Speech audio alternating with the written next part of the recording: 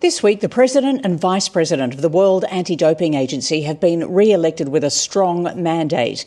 Witold Banka of Poland, a former sports minister from his country, got 36 out of 38 votes with 2 abstentions, while Yang, an Olympic short-track speed skating champion from China, received unanimous endorsement. While support inside the movement itself is strong, there still remains a challenge with the relationship with the USA, particularly with the US Anti-Doping Agency run by Travis Tygart. The breakdown in that relationship happened over the well-documented case of the 23 Chinese swimmers who tested positive before the Tokyo Olympics but were deemed to have fallen foul of a mass contamination event, something that has never sat well with the American authorities. As a result, the USA, one of the biggest donors, pulled its funding out of the World Anti-Doping Agency with about $3.6 million a year that is now not heading into WADA's coffers. I asked the recently elected president about the relationship with America and if there was any chance of it being repaired in the short term,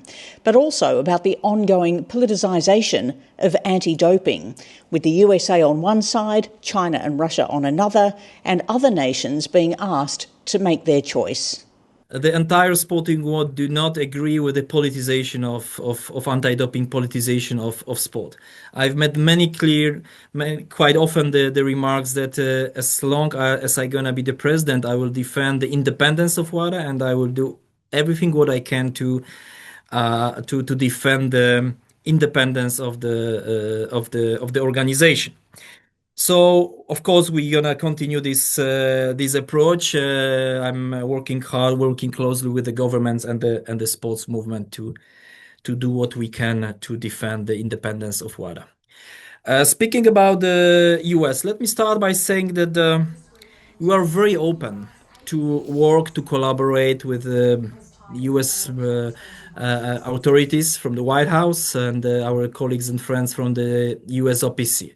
So we declared a few times that this is necessary to work hand in hand because the great American athletes deserve to have a protection, have a strong collaboration.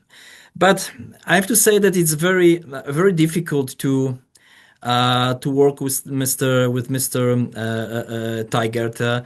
He's like, it's hard to deal with someone whose mission is to attack WADA. When you look at the past and his 18 years as a CEO of Usada, he continues the damaging campaign and attacking WADA, finding the reasons, and this is something which we cannot accept, which we cannot tolerate. It's hard to deal with someone who believes on conspiracy theories, who believes that it was, speaking about the 23 swimmers from China, this case, that was biased towards China, that was a cover-up. We see that he's totally obsessed about it.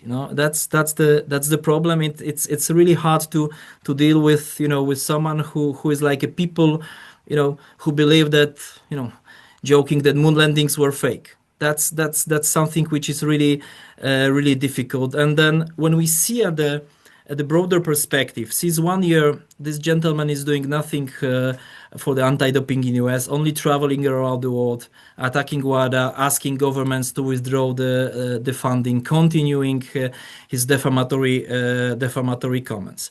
So, of course, I can declare it. Yes, we want to collaborate with Usada, but we expect the respect for the 160 employees who are dedicated for clean sport, who are working very hard to make sure that athletes in the world have a level playing field.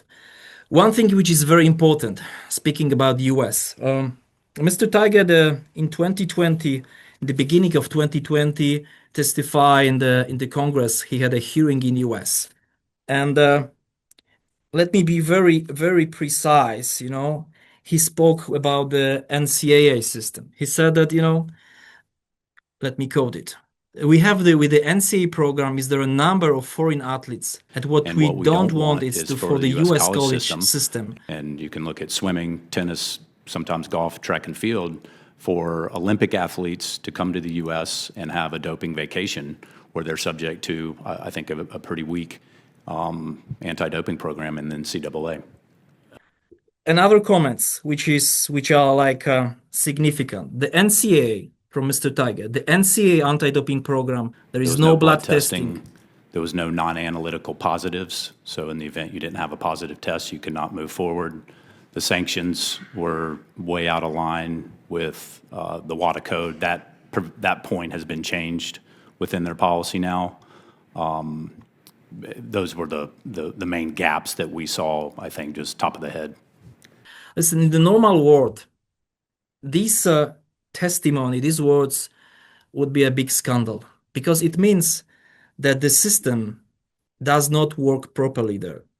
And this is the sole responsibility for the US anti-doping agency. I think it's, that really athletes deserve to have a good anti-doping program, and this is the responsibility of Usada. So we urge them to do more. We urge them to focus on their own backyard. We urge them to really improve the situation. And WADA offers our hands for collaboration to help them to address this issue. But they have to understand the problem is in their backyard. The problem is with their anti-doping system.